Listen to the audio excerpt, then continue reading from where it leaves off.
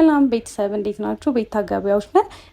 እንኳን አደረሳችሁ። የፋሲካ በዓል እየደረሰ አይደለ እና ምን አሰብ መሰላችሁ?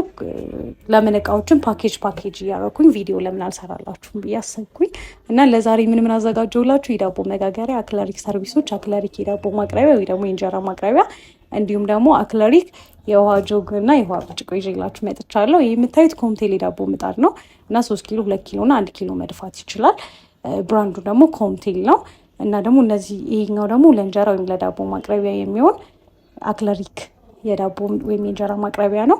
እነዚህ ደግሞ ሁለት ሰርቪሶች ጎልደን ናቸው፣ አክለሪክ ናቸው። በቀላሉ አይሰበሩም።